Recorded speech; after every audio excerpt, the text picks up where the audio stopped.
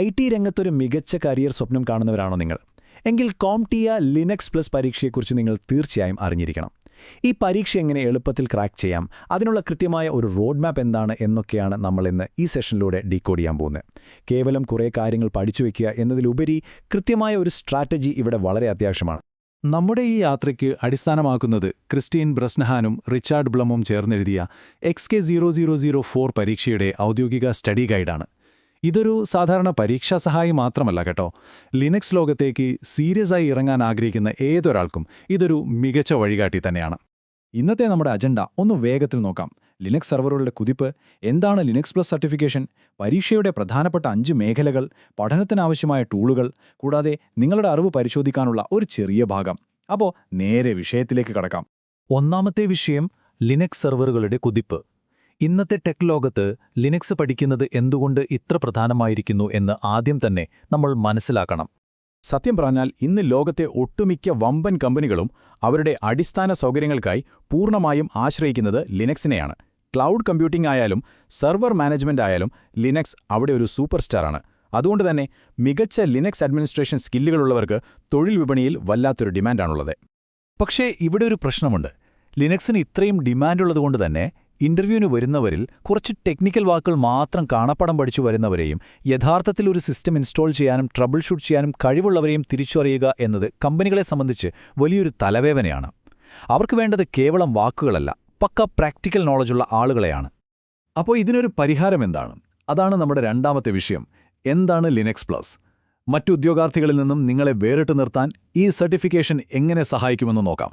XK004 പരീക്ഷ എന്നത് നിങ്ങളുടെ ഹാൻഡ്സ് ഓൺ സെർവർ സ്കില്ലുകൾ തെളിയിക്കാനുള്ള ഒരു ഇൻഡസ്ട്രി സ്റ്റാൻഡേർഡാണ്.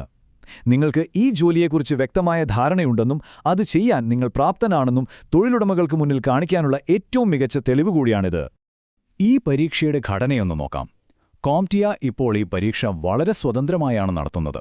അതായത് പഴയതുപോലെ LPIയുമായി അവർക്കിപ്പോൾ പങ്കാളിത്തമില്ല.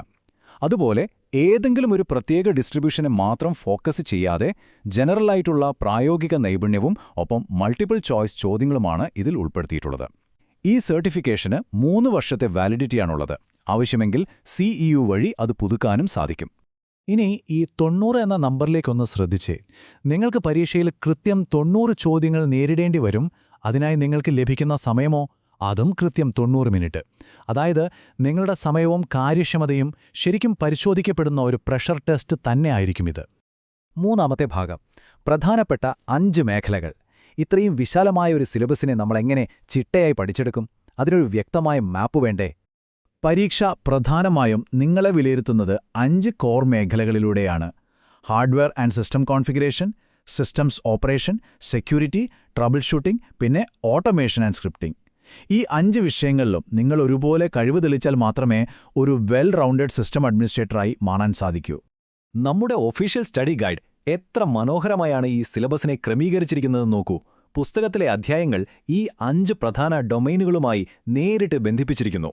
ഉദാഹരണത്തിന് സെക്യൂരിറ്റി പഠിക്കാൻ ചാപ്റ്റർ 15ഉം 18ഉം, ഓട്ടോമേഷന് 25ഉം 26ഉം എന്നിങ്ങനെ. പഠിക്കാൻ ഇതൊരു മികച്ച സ്ട്രക്ചറാണ് നൽകുന്നത്.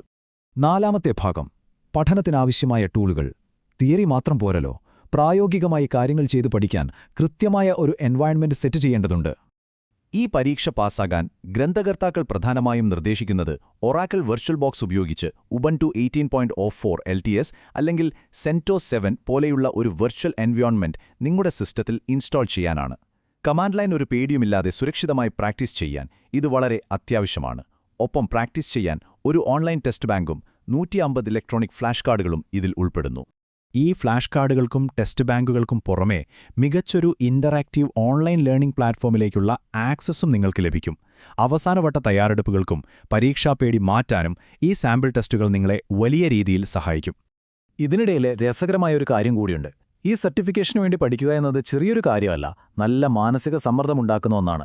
ഈ പുസ്തകം എഴുതിയ സമയത്ത് തങ്ങളുടെ ദേഷ്യവും മൂഡ് സ്വിങ്സുമൊക്കെ സഹിച്ചതിനും ഇടയ്ക്ക് നല്ല ബേക്ക് ചെയ്ത പലഹാരങ്ങൾ ഉണ്ടാക്കി തന്ന് സപ്പോർട്ട് ചെയ്തതിനും ഗ്രന്ഥകർത്താക്കൾ അവരുടെ ഭാര്യമാരോട് നന്ദി പറയുന്നത് ഈ പുസ്തകത്തിൽ നമുക്ക് കാണാം. അപ്പോൾ സംഗതി അത്ര നിസ്സാരമല്ല എന്ന് മനസ്സിലായല്ലോ. അവസാനമായി 5ാമത്തെ ഭാഗം, നിങ്ങളുടെ അറിവ് പരിശോധിക്കാം. ഈ പറഞ്ഞ കാര്യങ്ങളൊക്കെ വെച്ച് നിങ്ങളുടെ ആത്മവിശ്വാസം എത്രത്തോളമുണ്ടെന്ന് ഒന്ന് ടെസ്റ്റ് ചെയ്ത് നോക്കിയാലോ.